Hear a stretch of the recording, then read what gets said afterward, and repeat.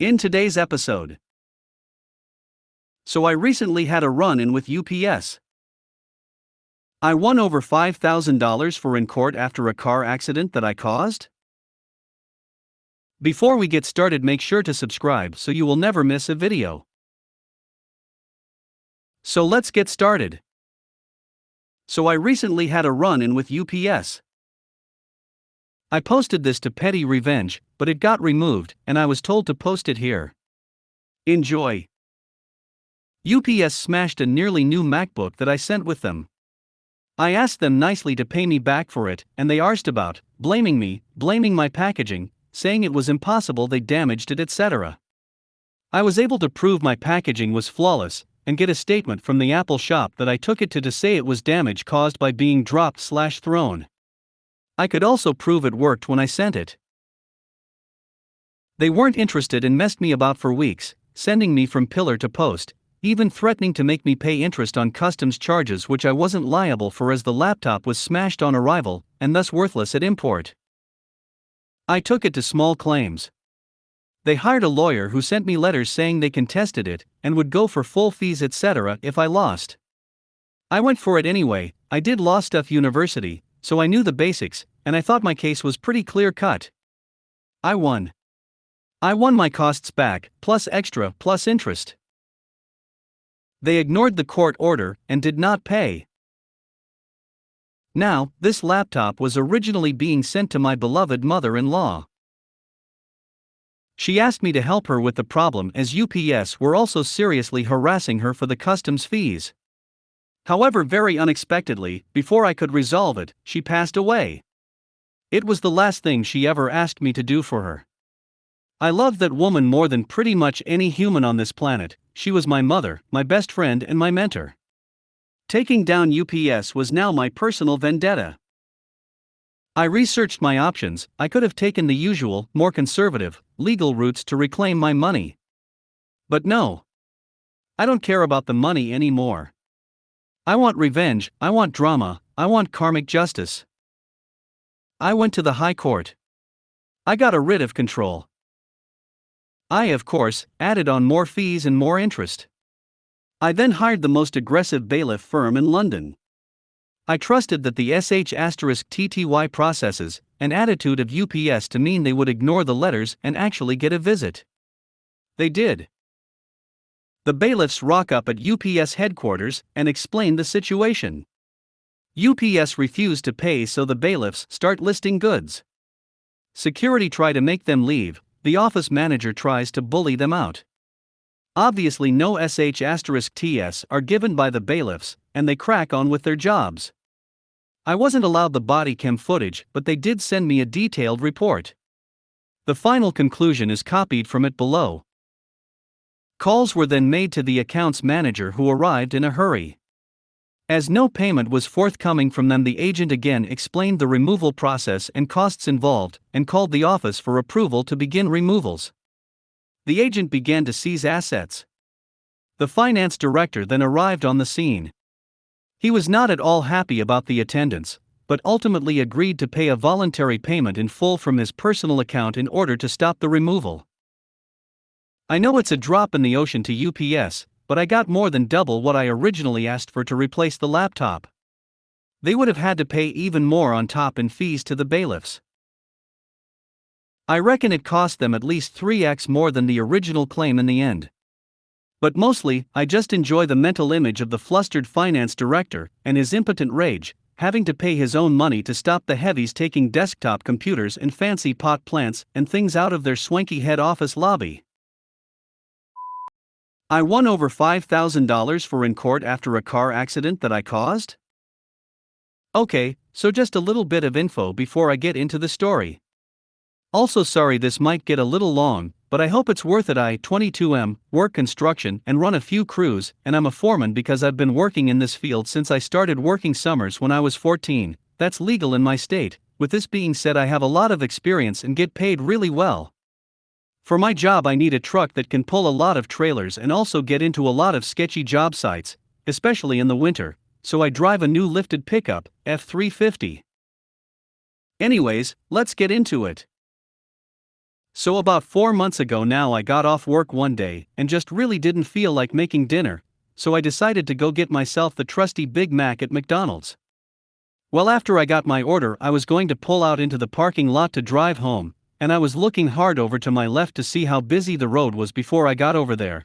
Well, I wasn't paying great attention to what was happening in front of me, and as I was creeping forward, someone who was in front of me was stopped and not paying attention either. I ended up barely hitting his mirror and scraping his door with my front end.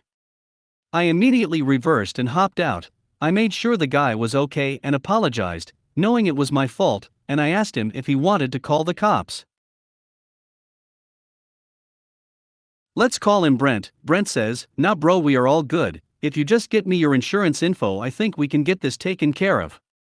I was fine with that as there was no damage done to my truck, and it's not required to call the cops for an accident if it occurs in a private parking lot. This is relevant later.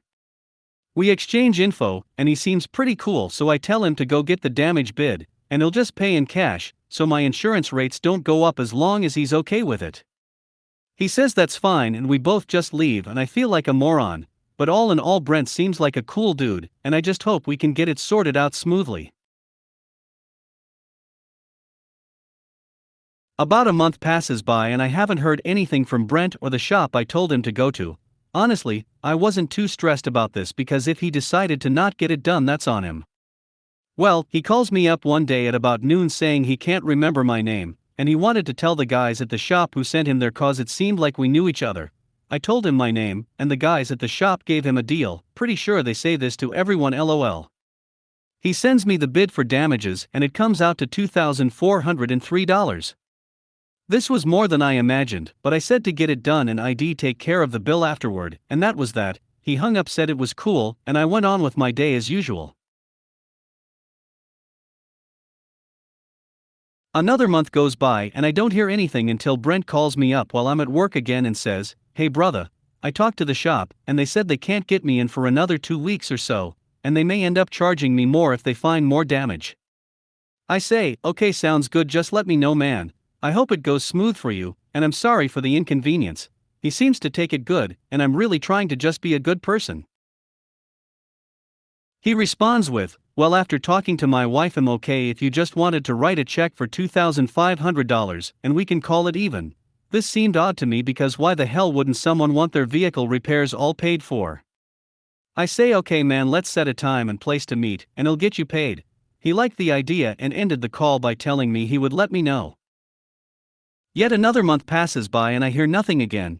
At this point I'm getting fed up and just want this situation to stop being over my head. He hits me up at 11 p.m. one night and asks if we can meet in town. I found this kind of disrespectful because I was nearly asleep and had to be at work at 5 a.m. the next day. Either way, I said that was fine and took my $2,500 cash and wrote up a quick contract saying this payment would be accepted as payment in full for the damages, and by accepting it, it would release me from any and all liability. This was a pretty fair contract, I believe, as it was the deal we had already made over the phone, just in writing. I get to the place we suggested as a meetup spot, I give him the cash, and he signs the contract without hardly even reading it, and he didn't want the copy. This was a red flag to me, but I just assumed he really didn't care about it all that much, so I just send him the photo of the contract and go back home for some beauty sleep. As you can guess by now, another month goes by with me just living life carefree, and not a worry in the world about this stupid car accident. Well, I go to check my mail, and I have a notice from this guy's lawyer that he is suing me for not paying after wrecking his car. This pissed me off, but I also knew I had plenty of text messages and a contract on my side. I immediately call Brent, and he blocks my number. Luckily enough, my girlfriend works for a lawyer, so I get him updated, and he says he'd love to help.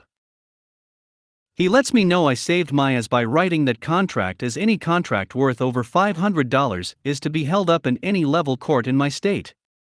I immediately get to work on my revenge. I remember on the side of this guy's car he had a business logo, and I took pictures of the damage, so I hop online and get to the BBB to look up who owns this company, thinking that surely he couldn't own the business because he is such an idiot.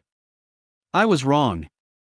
This guy owns the company and I can see that he has about 12 one-star reviews all in dispute because of his shady business practices, telling people it will cost one thing, and then charging them 4 times what he said it would. Sound familiar?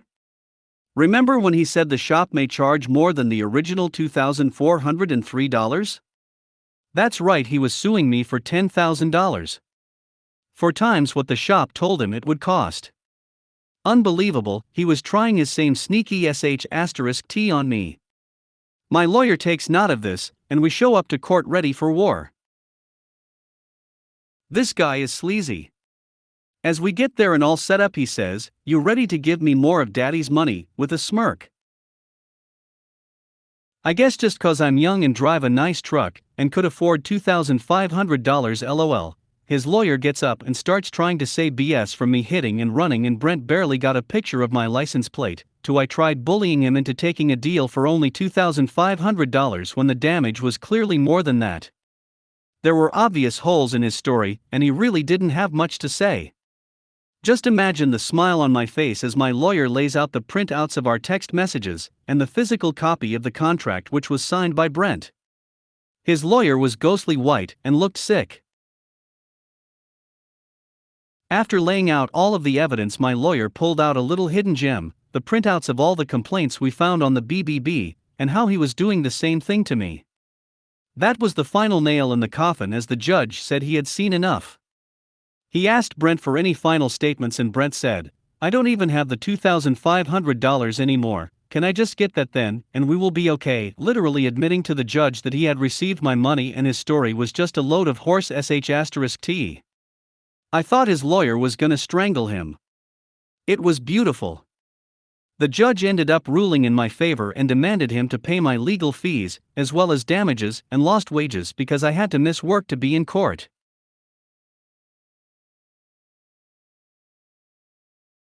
The absolute sweetest part was that this particular day my crew was on a very high-wage job, and I was technically the one getting paid before I paid them out as subcontractors. This means I was to be paid $475 per hour, and this whole ordeal took about 5 hours. He ended up having to pay me almost $5,000.